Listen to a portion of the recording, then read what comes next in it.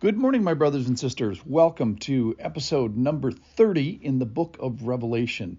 We're going to actually take a slight detour into John chapter 4:23, and I'm going to title today, True Worship in 3 Easy Steps, which is kind of a joke, but you'll see what I mean by that. We're going to talk about the tragedy of either worshiplessness or the tragedy of worshiping wrongly. So I want you to think with me today about true worship and its characteristics. I get this from John chapter 4, verse 23. The hour is coming and is now here when true worshipers will worship the Father in spirit and in truth. For the Father is seeking such people to worship him. And not only is he seeking people, he's also seeking some other creatures. We'll talk about that in a minute. So think with me about true worship and its characteristic. So here's what true worship is, or at least these are 3 characteristics that I thought of today. Number 1, it's 100% accurate. That is, you have the right object of worship.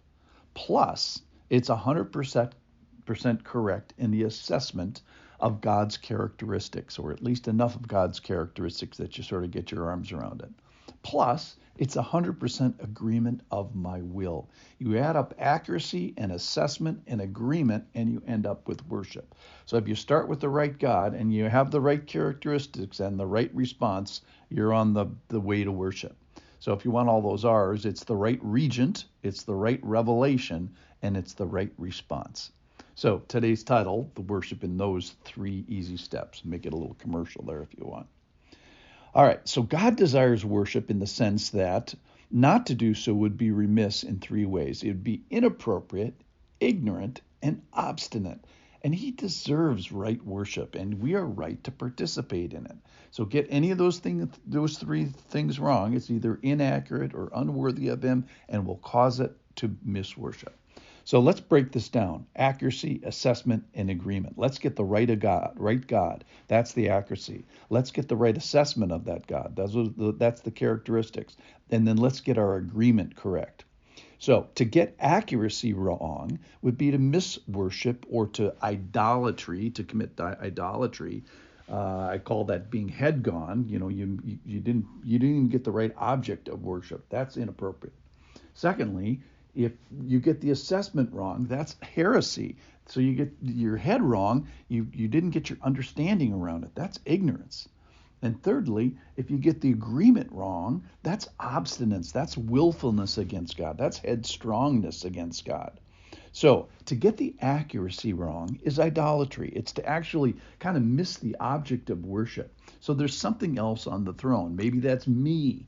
Maybe that's my pride. Maybe it's money, reputation, success, accomplishment, pleasure, beauty. All kinds of things can be, and a lot of those things are good things, by the way, but taken to the wrong extreme, they are idolatrous. It's, oops, I got the wrong object on the throne. That is inappropriate. So the second thing you can get wrong is your assessment of God. You're worshiping a God of your own creation. You're worshiping either the wrong attributes of God or parts of the wrong, you put things into who God is that either might not actually bear. You've messed up on the attributing characteristics to him that he doesn't have, or not attributing characteristics that he does have. So God has gone to great trouble to reveal himself in creation and history and incarnation and transmission of his word and now in the church. And not availing yourself of this revealed revelation is just ignorant. And then the third thing, to get agreement with God, and this is probably the thing that most people struggle with, is this willfulness and obstinance. So I don't want to participate in the rightful worship of a deserving God. Even if I have the right God and enough of the right understanding of him. I understand he exists. I have the right understanding of him, at least enough to be accountable. So he desires our assent, our acquiescence, our approval, and our amen, basically. And to not agree is this stiff-neckedness, refusing, declining him, and opposing him this way. I've noticed it's a person that notices that there is a God and things about God, and yet they reject it. So this person is obstinate. All right. So in general, we are supposed to worship, and not to do so misses the mark. So worship does not equal singing necessarily. People can hide behind singing. It does not necessarily uh, equal music. So music may please or displease him.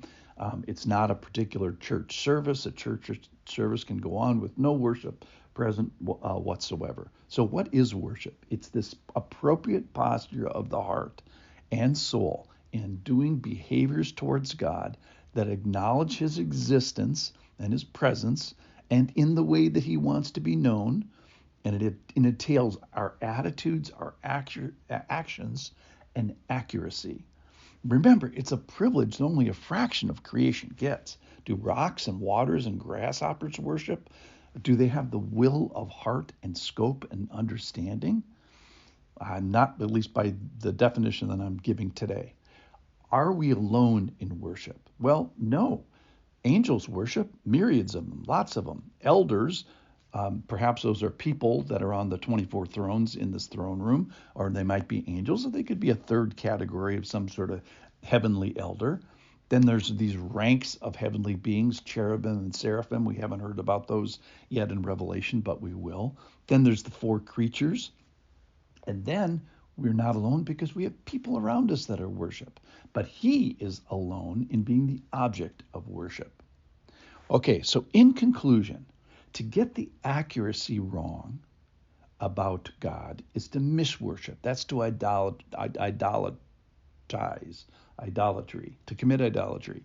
And that's inappropriate. And then to get the assessment of God wrong, well, that's heresy. And that's ignorant. And we can solve that by, going to church and reading his word and finding out the revealed God. And then finally, the big one is to get the agreement right about this. So getting that wrong is obstinance and willful violation and saying no. So let's not do that either. So let's get the three things right. 3 easy steps today. Let's get our accuracy about worship and our assessment about worship and our agreement about worship. And that is true worship in 3 easy steps. Thanks for listening.